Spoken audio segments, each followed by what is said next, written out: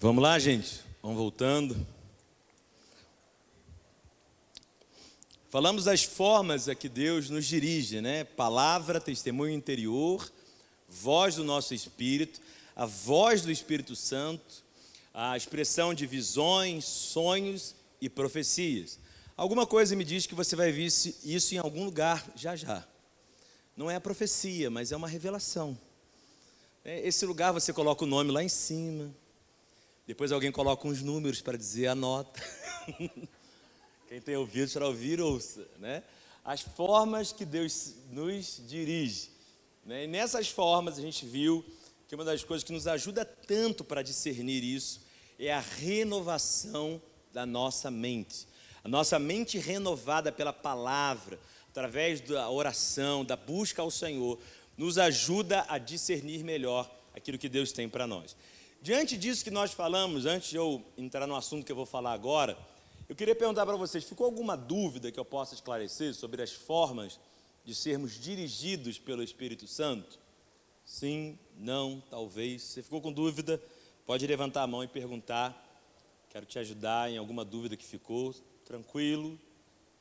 Entendi, não entendi essa parte. Pode falar, irmão.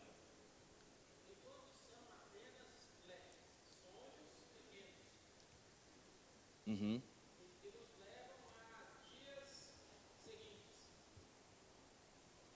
Flashes, mais ou menos.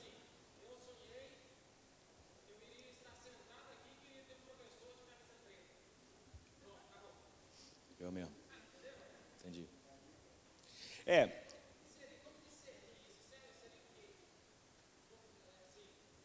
Sempre que a gente fica com alguma dúvida acerca de como foi a visão, de como se deu, se foi um pequeno flash, se a gente viu uma imagem, aquilo ficou no nosso coração, é muito importante também a gente seguir o que nós vimos com a profecia.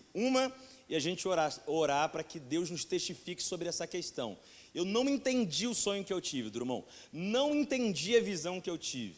É muito importante que a gente pare e faça uma busca ao Senhor acerca disso. Senhor, como entender isso? Me mostra, me revela, me traz entendimento sobre essa questão. Agora, outras coisas parece que vêm no nosso espírito e a gente só vai ter entendimento quando elas acontecerem. Parece que você está, por exemplo, você fez um exemplo, falou assim, não, eu estava em casa, eu vi que eu estava sentado e um professor de camisa preta. E às vezes é nessa hora, vendo o professor de camisa preta, sentado, que você fala, Deus tinha me mostrado. Algumas coisas a gente vai entender quando elas acontecerem. Outras, Deus vai nos dar discernimento para que a gente se prepare para elas. Quando a gente estiver diante delas, a gente vai falar assim, nossa, Deus me mostrou isso. Eu entendo o que eu estou fazendo. Bom, vou continuar o seu exemplo. Agora eu entendo que era para eu estar no carisma mesmo. Porque eu tinha tido uma visão de eu sentado, um professor de blusa preta. E aí você, nossa, é de Deus mesmo esse tempo. Quer dizer, você percebe o que era para você. Algumas coisas Deus só vai trazer entendimento real quando a gente estiver diante delas. Outras, Deus vai nos dar, durante a oração, o entendimento sobre aquilo que aconteceu. Beleza? Mais alguma dúvida, gente, que eu possa ajudar? Sim, não, talvez, entretanto, contudo. Não? Então vamos lá, coloque aí no seu caderno.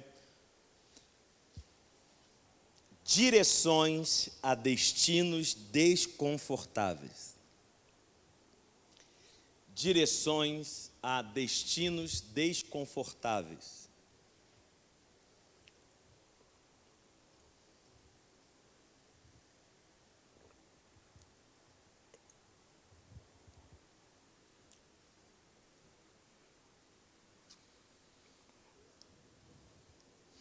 Direções a destinos desconfortáveis.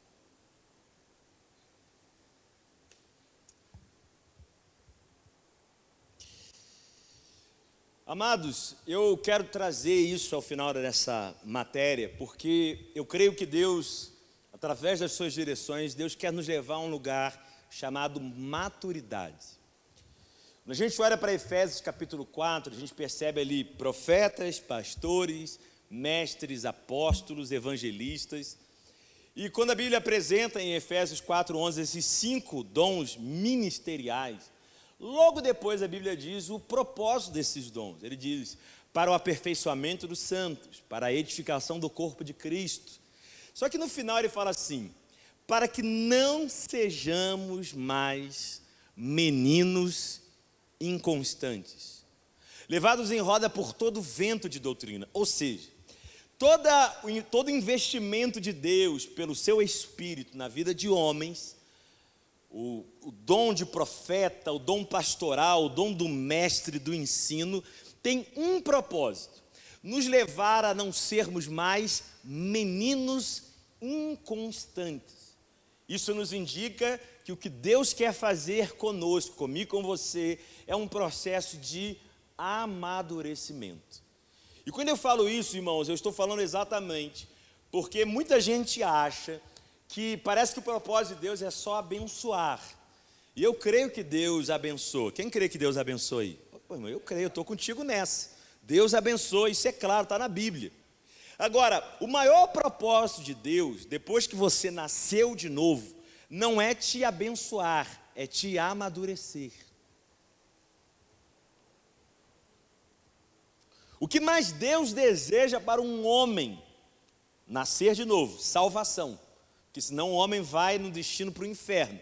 Agora, uma vez que esse homem se converteu, o que mais Deus quer na vida dele? Que ele amadureça, que ele cresça.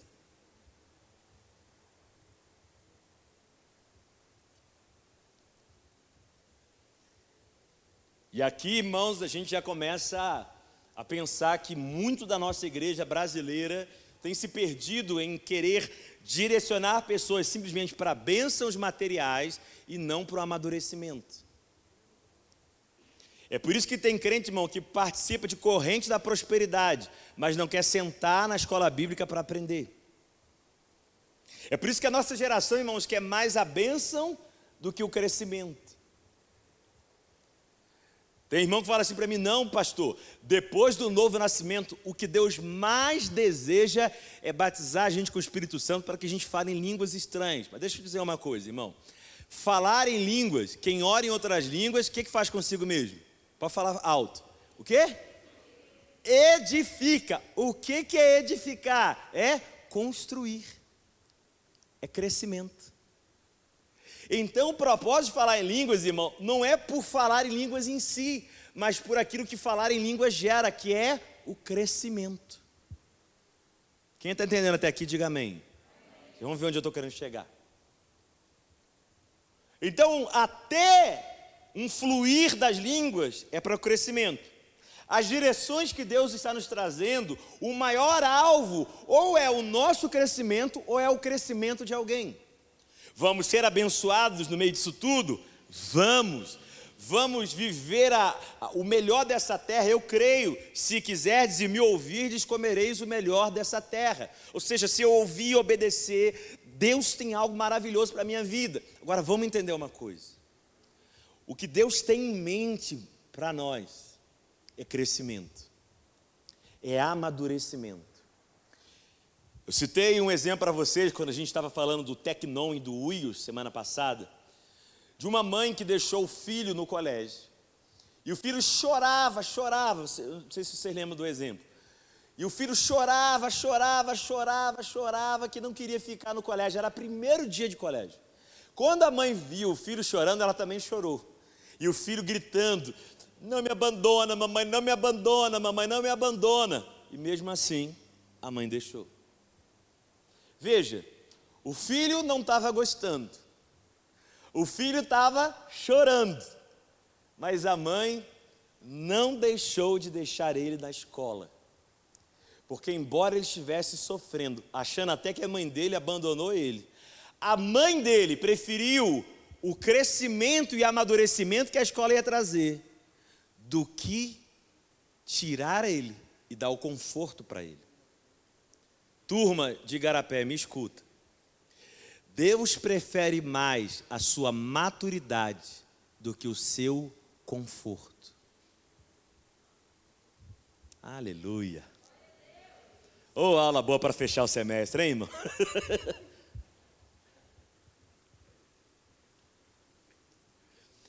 Por que eu estou trazendo essa dimensão de foco de Deus? Porque as direções de Deus, elas visam isso, gente. Elas visam crescimento. E você vai perceber que às vezes Deus parece igual o exemplo da mulher, né? Que deixou a criança no colégio, a criança chorou porque não queria ficar com a mamãe. Ela chora, ela sofre, mas mesmo assim ela fica lá e a mãe deixa. Muitas vezes o que Deus faz é nos dar direções a lugares que a gente se vê desconfortável, mas Deus deixa porque Ele está levando eu e você ao crescimento.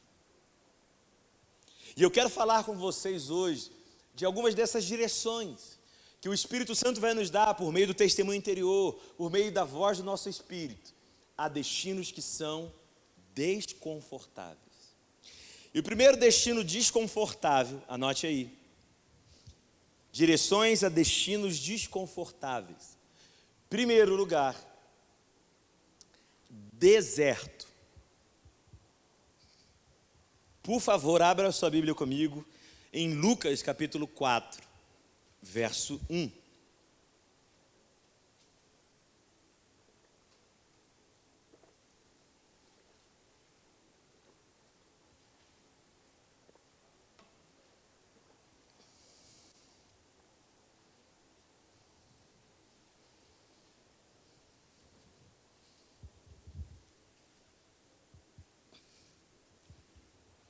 Diz assim, Lucas 4, verso 1.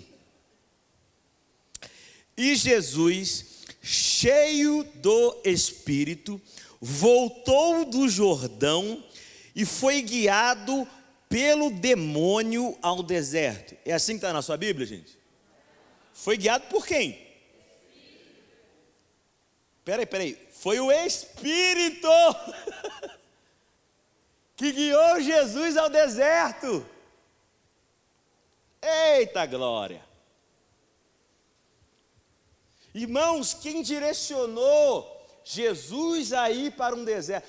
É interessante que logo depois que a voz se abriu, disse assim, o céu se abriu, né? E a voz disse assim, tu és o meu filho amado, em quem eu tenho prazer. E veio o Espírito Santo sobre ele como uma pomba. Depois daquele momento glorioso, Jesus é guiado ao deserto. Interessante, irmãos, que muitas vezes a gente se pega em lugares que são desconfortáveis, em verdadeiros desertos. O que é o deserto para nós? Qual é a dimensão do deserto? O deserto ele tem uma simbologia de adversidade. Vemos isso com Jesus aqui, mas também vemos isso com o povo de Israel que não ficou 40 dias. Eles ficaram 40 anos no deserto. Agora, tanto o deserto que o povo de Israel enfrentou para entrar na terra, como o deserto que Jesus enfrentou aqui, nós percebemos uma coisa. O deserto parece anteceder um momento glorioso. Logo depois disso aqui, irmãos, Jesus, cheio do Espírito, do poder de Deus, começou a fazer coisas incríveis. Ele entra na sinagoga, dá testemunho. Coisas incríveis acontecem depois desse momento. E o povo de Israel, depois disso, entra com um tempo de vitórias impressionante na terra prometida. Agora, o deserto é um lugar de escassez, é um lugar que parece ter pouco daquilo que nós precisamos. Agora, é interessante que no deserto, você tem pouco, mas você é levado a algo. Que algo é esse? No deserto, você é levado a fazer de Deus o seu tudo.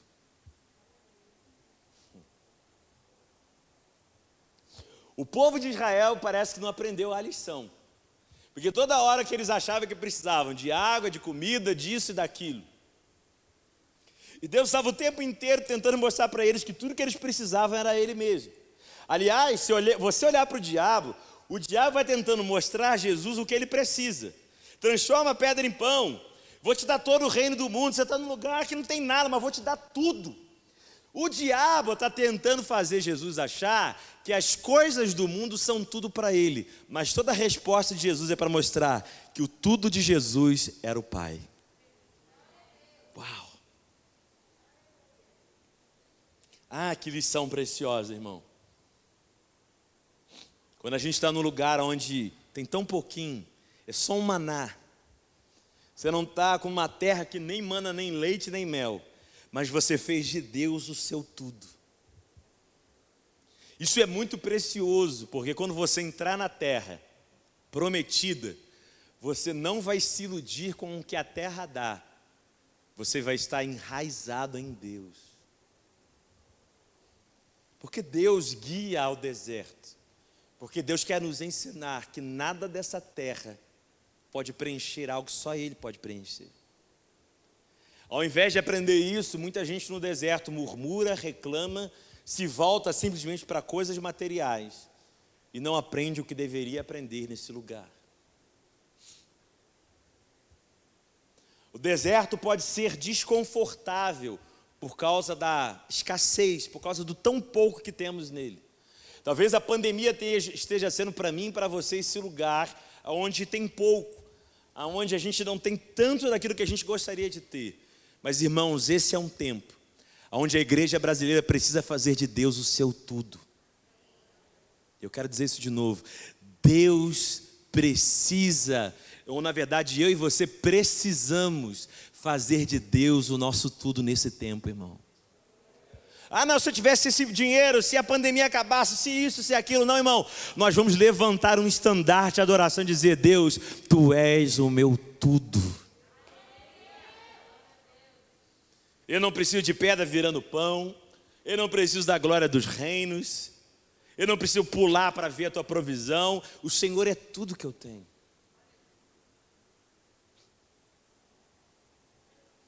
Eu não vivo simplesmente do dinheiro. Eu vivo daquilo que Deus diz, daquilo que Deus fala.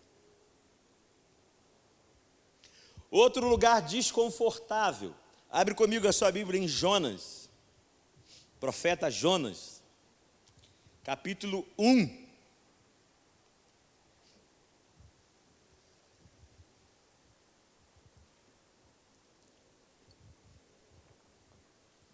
Primeiro destino desconfortável aí, o deserto. O segundo, Jonas capítulo 1, verso 1 ao 3. Diz assim: E veio a palavra do Senhor a Jonas, filho de Amitai, dizendo: o que é a palavra do Senhor? O que foi a direção para Jonas? Levanta-te e vai à grande cidade Nínive, e clama contra ela, porque a sua malícia subiu até a minha presença. Porém, Jonas se levantou para fugir da presença do Senhor para Tarsis. E você está notando, o primeiro destino desconfortável, o deserto. O segundo, eu quero que você escreva assim: ninivitas. Ninivitas. No ninivitas coloca entre aspas, vocês vão entender. Ninivitas.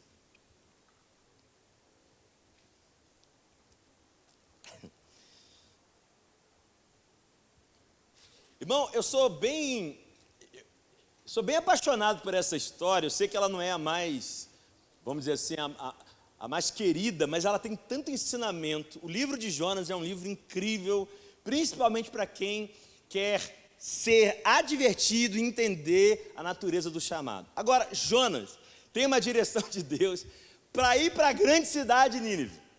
Mas ao invés de obedecer a direção, irmão, ele vai, compra passagem para ir para um outro lugar chamado Tarsis. Vocês conhecem a história? Jonas pega um barco para ir para esse lugar. Quem lembra da história, lembra que Jonas está dormindo no porão e uma tempestade vem no barco. E é muito claro no texto que a tempestade veio no barco de Jonas por causa da desobediência de Jonas. Aí, você lembra, os marinheiros tiram peso do barco para ver se consegue controlar a tempestade, né? Está pegando eles, irmão. Eles clamaram cada um ao seu Deus. E aí, irmão, Jonas continua no porão dormindo. Passa aí alguns eventos. Jonas confessa que a tempestade é por causa dele. Aí ele fala assim: se vocês querem acabar com a tempestade, me lança para fora do barco e vai dar tudo certo. Irmão, foi jogar Jonas para fora do barco, a tempestade cessou. Agora, pensa comigo, o que esses marinheiros tinham a ver com Jonas? Mas sofreram as tempestades por causa da desobediência de Jonas. Quem está fora da vontade de Deus, irmãos, acaba atrapalhando quem está vivendo a vida num outro lugar.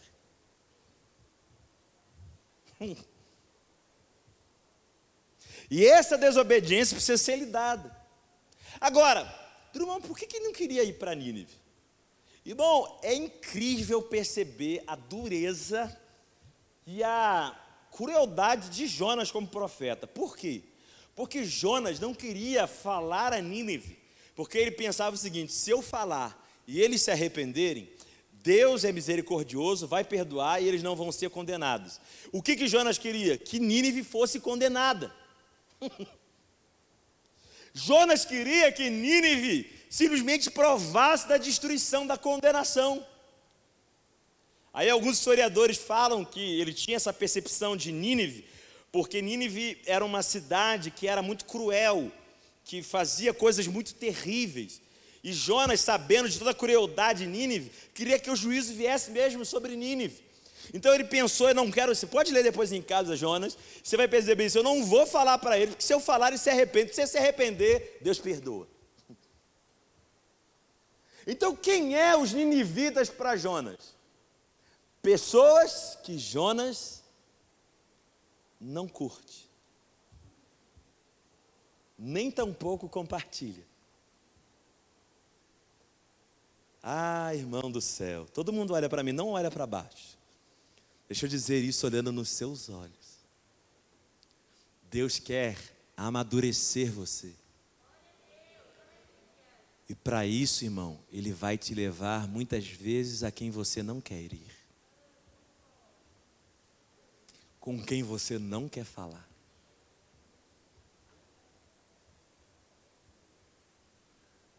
E se Deus estiver dando essa direção para você, irmão, você vai saber fácil, porque tua carne não queria fazer isso não. Eu já vi gente que fala assim: poxa, Deus mandou dar um presente para fulana de tal, mas não gosta daquela fulana. Ela não merece não, Drummond. Irmão, deve ser Deus mesmo. Porque o teu senso de justiça própria é que você não deu o presente. Mas o que Deus está dirigindo para você não é agir no mérito, mas é agir na graça. E isso nos faz crescer. Quem são os ninivitas para nós? Gente que a gente não quer ir. E muitas vezes nós não estamos fazendo o que Deus nos mandou fazer, porque o nosso senso de justiça própria não quer fazer. Ah, irmãos, tem gente que vive a vida inteira só abençoando e ajudando gente que ele gosta. Mas isso não é o cristianismo.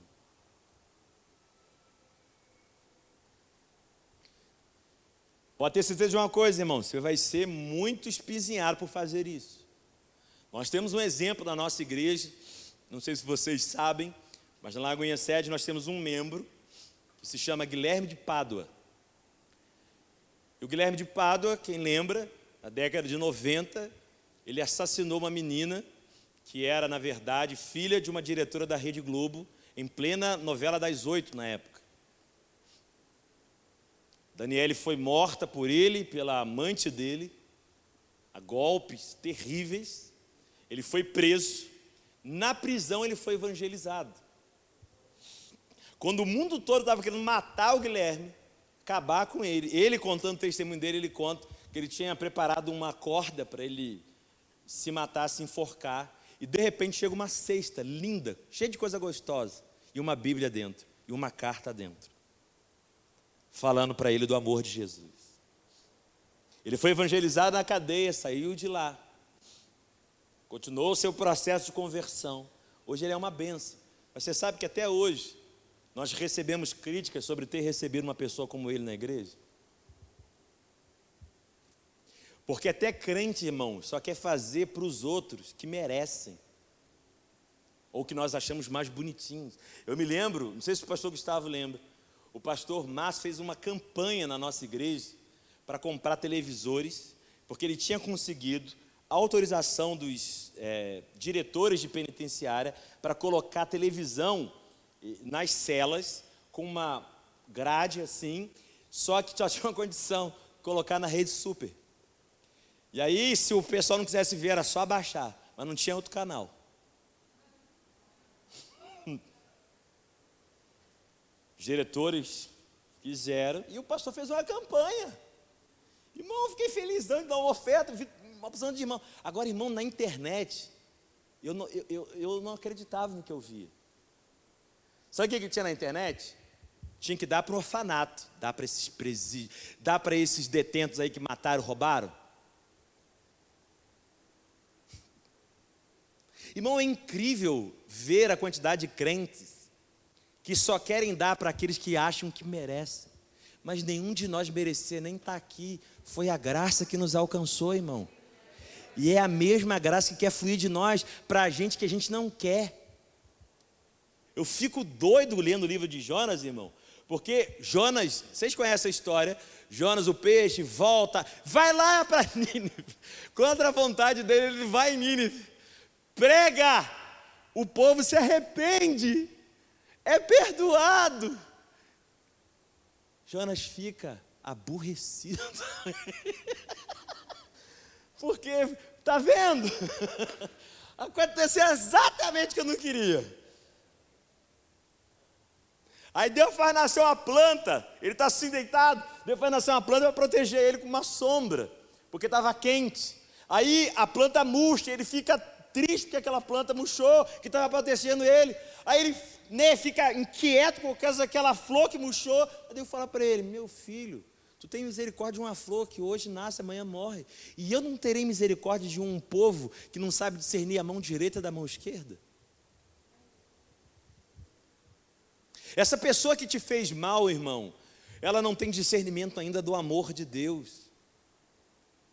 Será que nós só vamos amar quem a gente quer amar? O mais cheirosinho, o mais gostosinho. Amadurecimento tem a ver muito com a forma que você trata gente que não merece.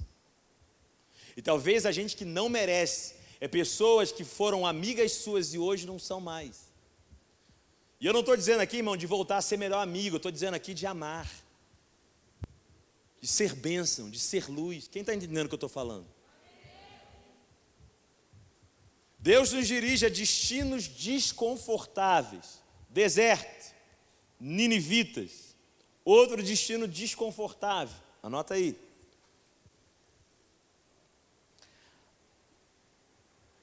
Além da lógica. Além da lógica.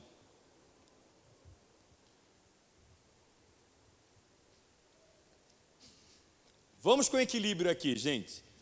A lógica, ela faz parte da nossa vida. Não faz sentido algum brigar contra isso. Quem, na verdade, nos deu isso foi o próprio Deus. A lógica na parte financeira, no seu trabalho, na sua casa. Tudo isso, irmãos, a lógica, ela funciona e deve funcionar para o seu dia a dia. 2 mais 2 são 4 mesmo. Há uma lógica, há uma racionalidade dada pelo próprio Deus a nós. Agora, muitas vezes, o que o homem faz com a lógica é nocivo e precisa ser cuidado. E o que é isso, Drummond? É o endeusamento da lógica. É viver só naquilo que faz sentido para a minha cabeça. Ter e usar a lógica é algo muito importante, mas muitas vezes, irmãos, estamos chegando em um lugar onde nós endeusamos a lógica. Onde parece que nós nos fechamos naquilo que nós achamos. Pensem comigo, nunca choveu. E Deus estava dizendo que haveria um dilúvio que iria encher a terra. Não faz sentido. Não faz sentido ficar dando volta numa cidade chamada Jericó e depois de dar volta da cidade, gritar. Não faz sentido pegar 5 pães e 2 peixinhos e distribuir para uma multidão. Não faz sentido encher 6 talhas de pedra com água, para que essa água vire vinho. Não faz sentido sair de um barco com matéria para pisar na água que não tem matéria, mas tudo isso foi sobrenatural, debaixo da direção de Deus. Tome muito cuidado para não endeusar a lógica, a tal ponto, irmãos, que você virou um ser que nunca ousa viver o sobrenatural.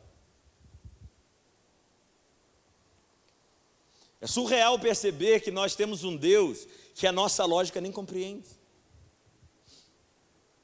Uma vez o irmão virou assim e falou assim: pastor, estou me desviando da igreja.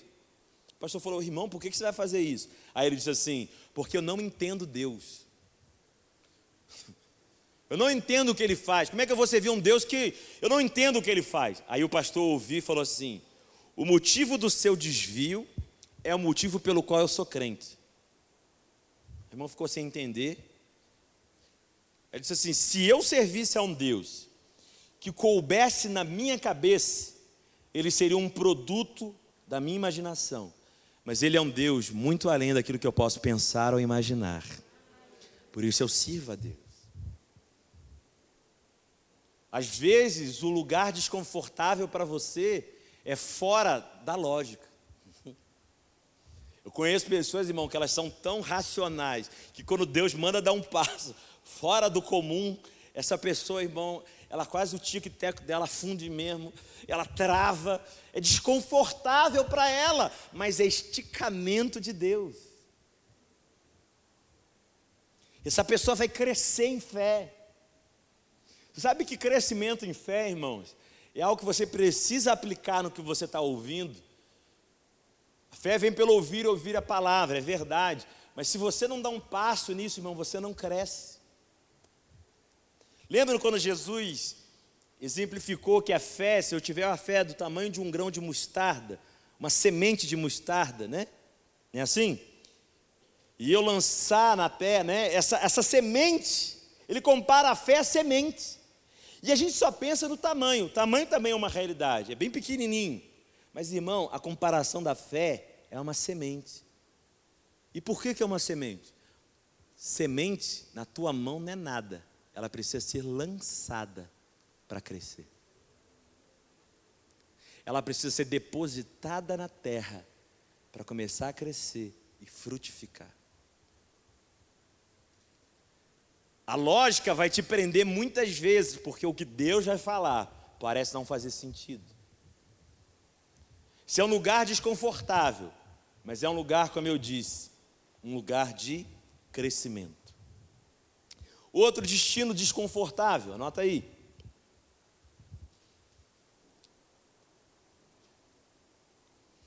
Confronto.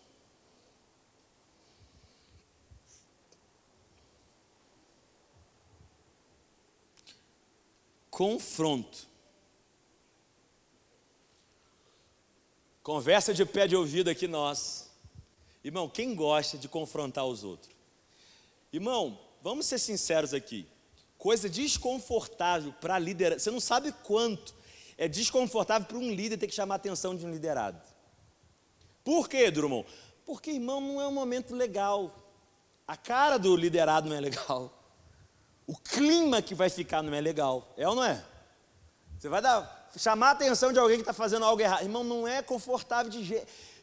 Tenta comparar entre confronto e elogio. Irmão, a atmosfera é completamente diferente. Uma coisa é você brincar com seu filho, outra coisa é você chamar a atenção dele.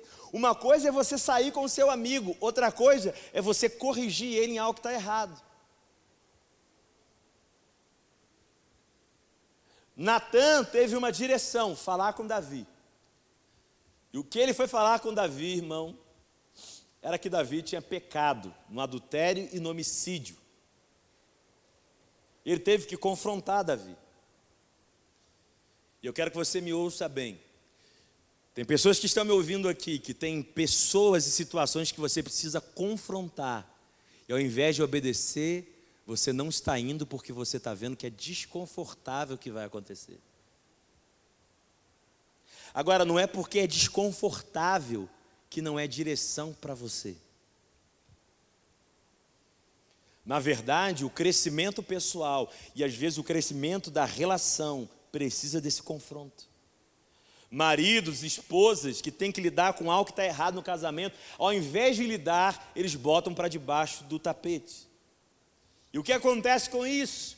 O tapete vai ficando grande, sujo, horroroso e atrapalha a casa demais. Eu já vi tanta gente que devia confrontar uma situação, não fez. E a situação piorou a tal ponto que prejudicou demais a relação. E o que Deus estava dizendo, vai lá e confronte isso. Irmão, comportamento não confrontado é comportamento aceito. Anota essa frase aí. Comportamento não confrontado é comportamento aceito.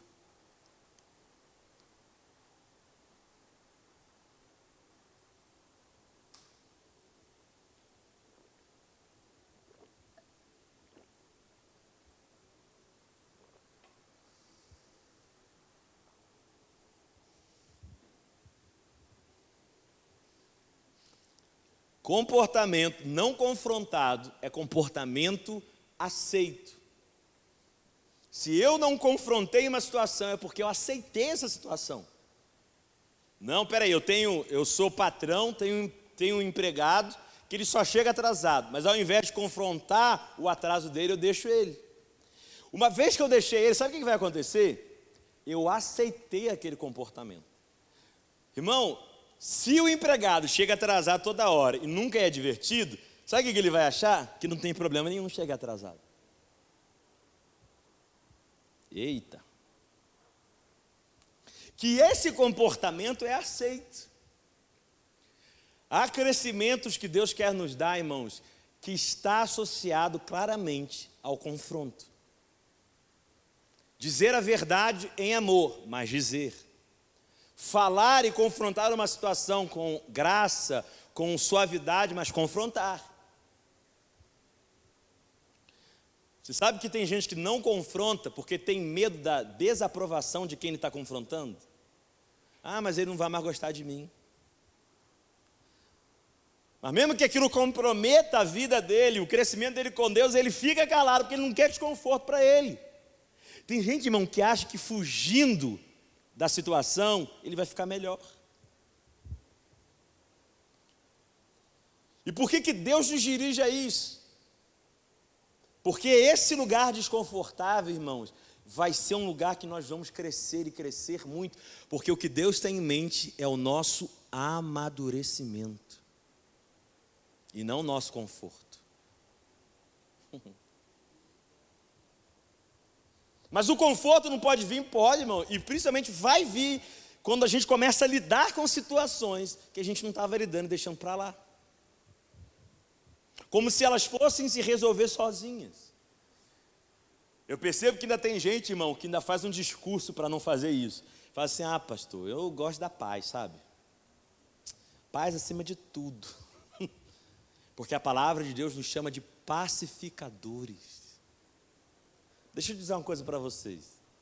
Pacificador não é quem mantém uma paz falsa.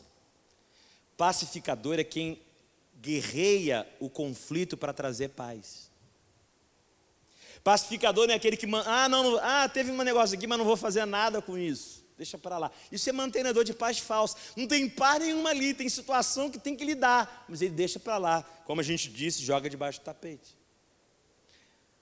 Eu não sei se vocês lembram, o Rio de Janeiro teve uma política que podia dar certo, mas pela corrupção não deu, que é a Unidade de Polícia Pacificadora, eles chamavam de UPP. Eles colocavam vários policiais e sedes da polícia dentro dos morros. E no início foi muito interessante, porque a polícia entrou e os bandidos tiveram que fugir. Há altas imagens na televisão, né? Dos bandidos entrando em vans e saindo, entrando em caminhonete, indo embora com arma na mão, porque tinha chegado o exército, a polícia. E aí, irmão, em algumas delas houve guerra, troca de tiro. Os bandidos foram embora, houve aquela guerra, mas depois da guerra houve a paz. Agora, interessante que era chamada UPP, Unidade de Polícia Pacificadora. Mas no primeiro momento, houve guerra para então haver paz. Pacificador, irmãos, não é aquele que mantém a paz falsa, é aquele que guerreia o conflito para trazer a paz. É aquele que fala o que está errado para pacificar, para resolver. Quem está entendendo, diga amém. Outro destino desconfortável. Espera. Anota aí. Espera.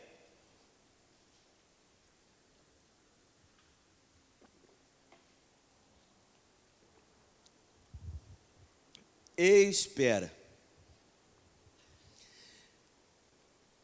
Quem gosta de esperar, levanta a mão aí. Irmão, eu adoro esperar. Nossa, que delícia. Nossa. Eu sou casado, irmão. Eu me arrumo, fico todo arrumado para a gente sair. Eu adoro ver minha esposa demorar 1h30 para a gente sair. Ela se arruma, passa uma maquiagem. Aí tu acha que ela está pronta, ela fala, essa roupa não ficou bem. Jesus Cristo de Nazaré. Ninguém aqui gosta de esperar, inclusive o preletor, possível professor. Irmão, ninguém gosta de esperar. A gente quer assim, ó, tudo assim, rápido. Processos que deviam demorar, muita gente quer que aconteça num instante. Agora, quando a gente fala de amadurecimento, irmão, a espera, principalmente para o amadurecimento, ela é fundamental, a gente goste ou não. Você quer ver uma coisa? Vocês já repararam, quem é pai e mãe aqui, levanta a mão, os pais.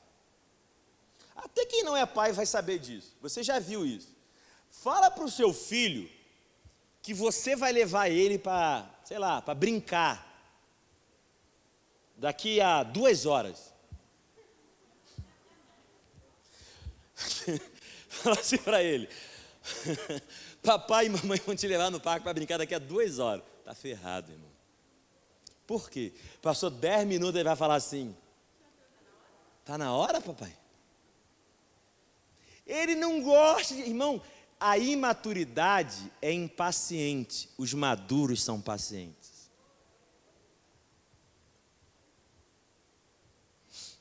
A imaturidade é impaciente. Os maduros são pacientes.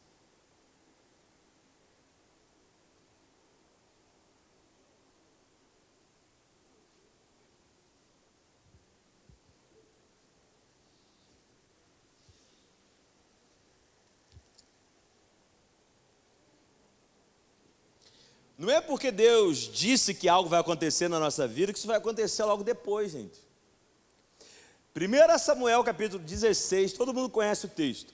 Vem o grande autoridade de Israel, Samuel, na casa de Jessé. Está faltando um garoto, Davi. Davi entra, o profeta Samuel despeja o óleo na cabeça dele, e aquele despejado óleo é que ele seria rei de Israel.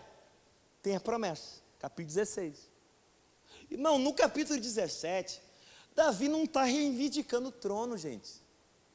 Davi está levando comida para os irmãos. Aí ele leva a comida para os irmãos, todo mundo conhece a história. Ele leva, ouve Golias falar, vence Golias, vira chefe do exército de Saul. Depois que ele vira chefe do exército de Saul, parece que as coisas vão acontecer na vida dele, afinal de contas, a promessa é que ele vai ser rei. Mas vocês conhecem a história também. Ele volta da guerra com Saul, Saul fica com ciúme e inveja de Davi, e Davi, irmão, sai de chefe de exército de Saul para fugitivo, ameaçado de morte. Mas Deus disse que ele ia ser rei, mas as coisas de Deus não acontecem no outro dia, gente. Historiadores acreditam que Davi tinha por cerca de 17 anos, aproximadamente, quando o óleo na cabeça dele veio para ser rei. E ele só chega a governar com 30 anos de idade. São aí, irmãos, aproximadamente 13 anos do que Deus disse até o cumprimento do que Deus disse. Quando Deus diz uma coisa, Deus quer gerar na nossa vida uma coisa chamada paciência, descanso. Poxa, Drummond, eu venci um gigante, cara. Estava avançando na minha vida, aí veio um negócio lá da China chamado pandemia. Pô, lá da China, velho. E eu recuei tudo que eu estava fazendo. E aí a gente acha, gente, que quando a gente recua, Deus perdeu o poder de cumprir promessa. Eita, irmão. O seu recuo não anula o que Deus disse, Deus vai cumprir o que Ele disse. Davi era chefe de exército e virou fugitivo. Ele parece recuar. Mas nesse tempo de espera, a gente é moldado. A gente cresce. Esperar, irmãos, embora a gente tenha uma dificuldade gigante nisso, é um lugar de crescimento. Esperar nos mostra que a gente não está simplesmente focado no que vai acontecer, ou a hora que vai acontecer, mas em Deus. Vocês já pararam para pensar que o maior evento da terra, a gente não sabe nem o dia nem a hora? Melhor que as nossas promessas, irmãos, é a maior promessa, que a promessa diz que Jesus vai voltar. É ou não é? Agora, não tem dia nem hora, tem até os sinais para você meio que se preparar, mas dia e hora não tem. Sabe por quê? Porque Deus não quer uma noiva olhando para o relógio, Deus quer uma noiva atenta à sua postura.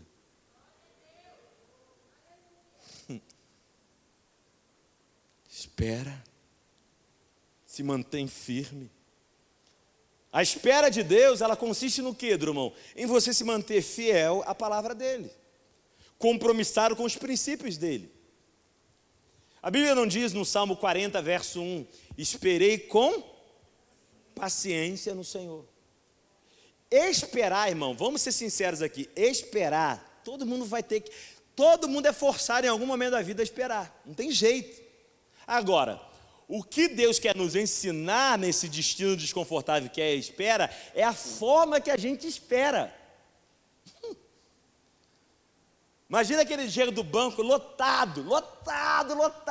Você na fila do banco. Irmão, vocês já viram essa cena? Você está o banco ali lotado, você está na fila, aquela lerdeza para você mover do lugar. Irmão, do lado seu tem gente assim, nossa, que caixa lerda. Até minha avó atende mais rápido. Banco das trevas.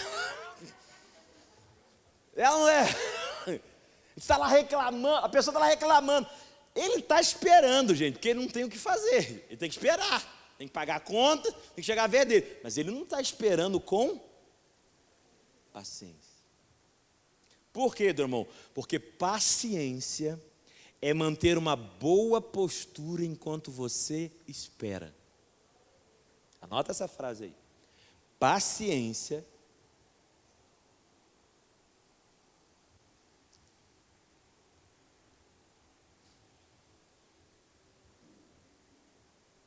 é manter uma boa postura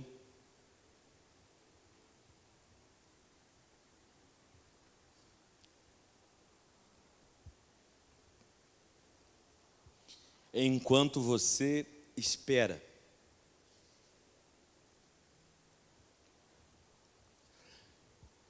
Deixa eu retomar o exemplo da fila do banco. Você pode ver uma pessoa reclamando e uma outra tranquila, sorridente, de boa. Tem um que está esperando e tem outro que está esperando com paciência. Quando eu ouço um crente dizer que ele está esperando em Deus sobre algo, irmão, e ao mesmo tempo que ele diz que está esperando em Deus, ele está reclamando de tudo e de todos, ele não está esperando coisa nenhuma no Senhor. Porque quem espera no Senhor está esperando com paciência. E por que Deus quer gerar isso, Drummond? Por que Deus me leva a esse lugar de espera? Porque Ele quer forjar o nosso caráter. Ele quer trabalhar em situações que a gente muitas vezes não está deixando.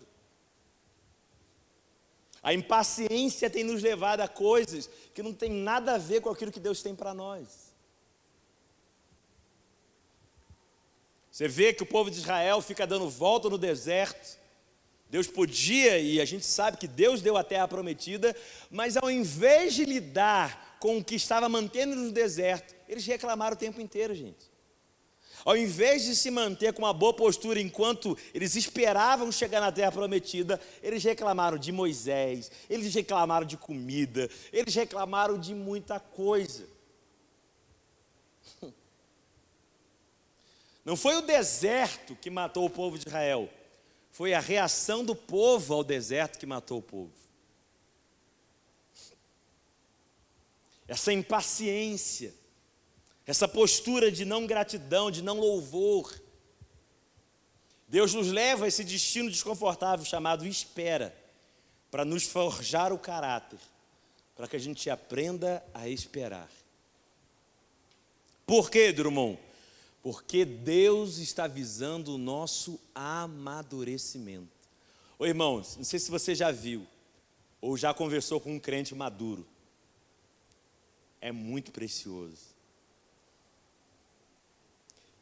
Você está numa pressa danada, o crente maduro está assim, calma filho, tudo tem seu tempo.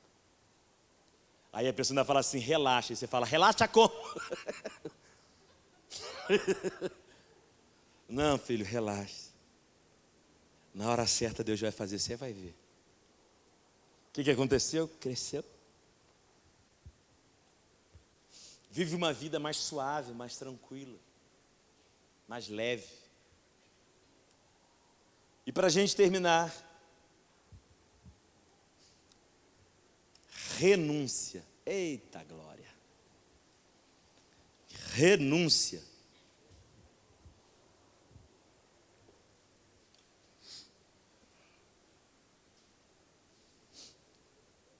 Ô gente, eu não tenho muito sapato não. Homem geralmente não tem, né? É preto e o marrom. Mulher que tem muito. Mas eu tenho outros tênis além desse aqui. Tem um tênis branco e um outro colorido. Eu escolhi esse aqui para vir aqui. Na hora que eu escolhi esse tênis, irmão, preto, eu renunciei os outros. Porque não tem escolha que você faça que não esteja associada a uma renúncia. Agora, por que muita gente não está escolhendo? Porque está apegada ao que deve renunciar. A direção de Deus muitas vezes vai nos levar a renunciar coisas que a gente já devia ter renunciado. Às vezes Deus fala, filho, faz isso, mas se ele fizer isso, ele tem que abandonar aquilo. E ele não faz isso porque ele está apegado ao que ele devia abandonar.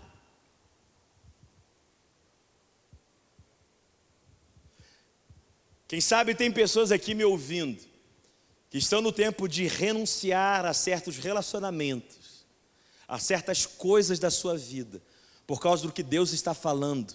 Irmão, pode parecer desconfortável, mas você vai crescer para o amadurecimento que Deus tem para a sua vida. É tempo disso. Venha comigo em 1 Samuel capítulo 16. 1 Samuel,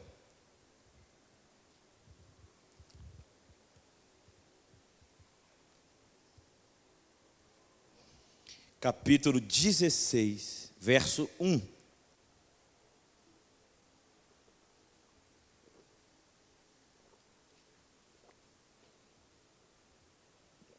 Diz assim: Então disse o Senhor a Samuel: até quando? Digam assim comigo, até quando? Até quando terás dó de Saul? Algumas versões falam, até quando ficarás entristecido por Saul? Havendo eu o rejeitado para que não reine sobre Israel, enche um chifre de azeite e vem, enviar-te-ei a Jessé o belemita, porque dentre os seus filhos me tenho provido de um rei. Turma, olha aqui para mim. Eu acho muito forte Deus começar essa fala com Samuel dizendo até quando.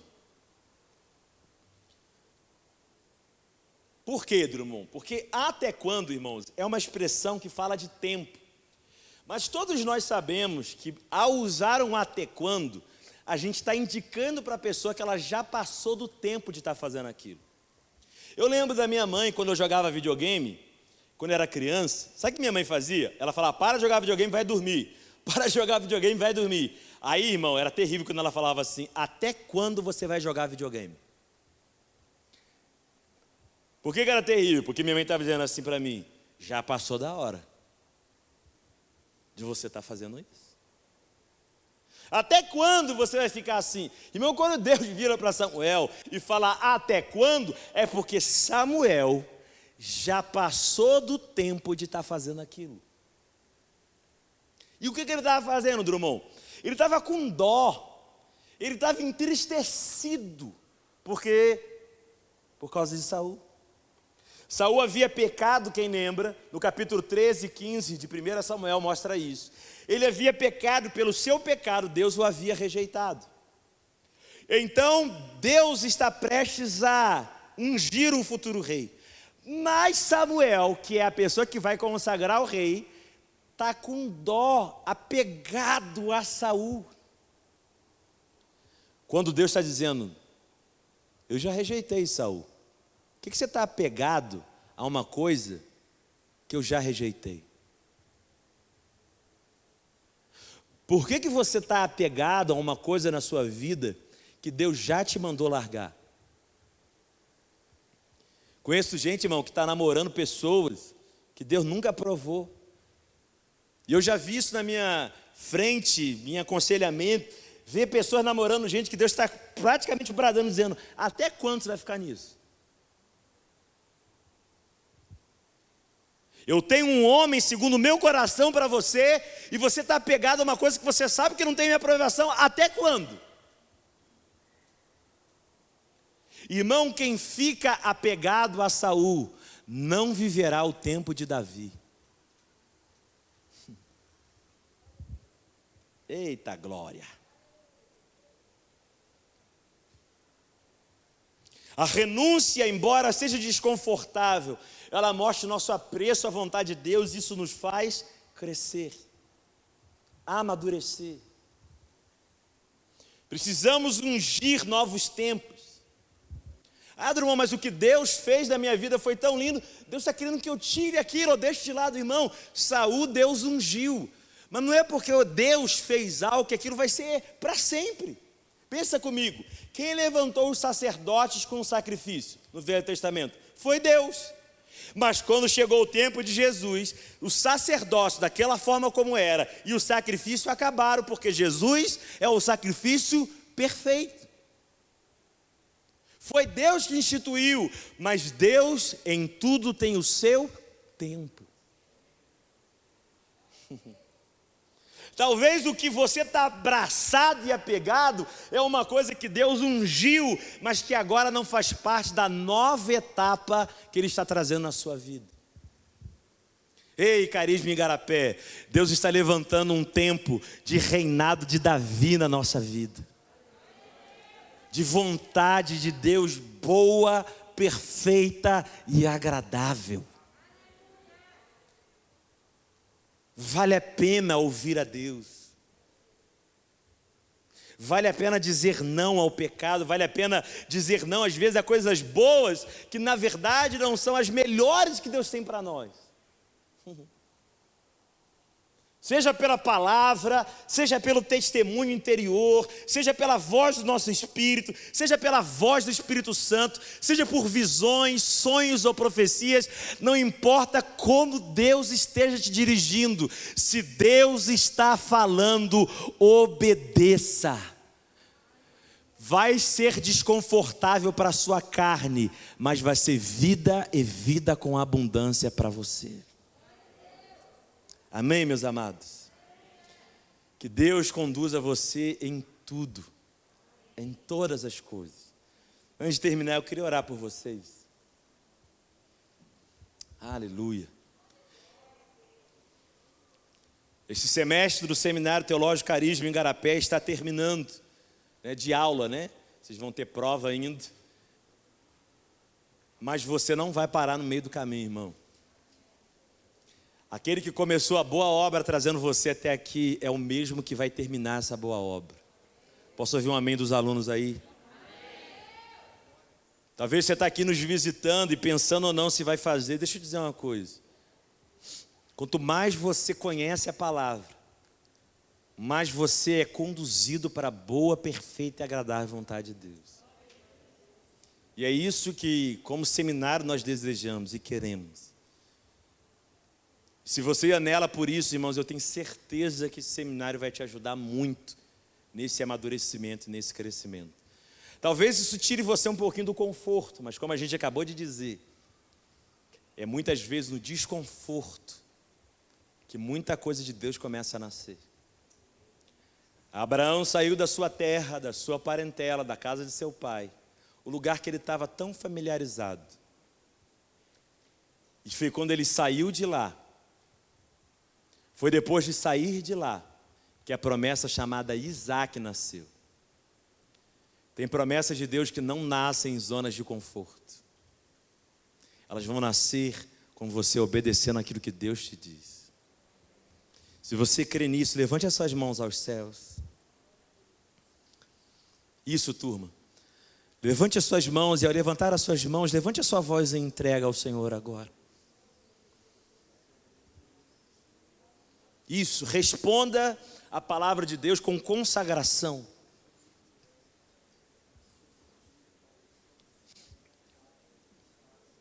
Não fique com a sua boca fechada, abra os seus lábios, isso. Isso, irmão, isso. Não deixe a máscara te calar, não. Fale, abra a sua boca.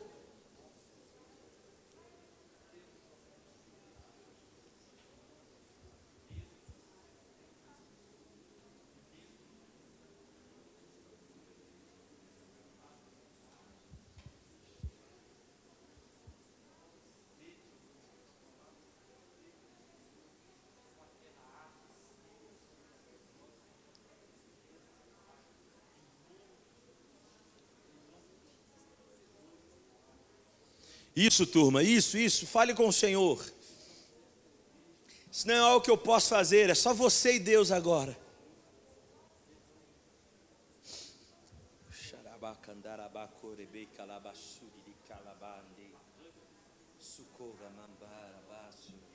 Nos leva ao centro da tua vontade, Pai, ao centro da tua vontade. Leva ao centro. Não mais minhas vontades, mas a tua vontade. Não o que eu acho, mas aquilo que o Senhor tem para a minha vida. Não o que eu penso, mas o teu desejo.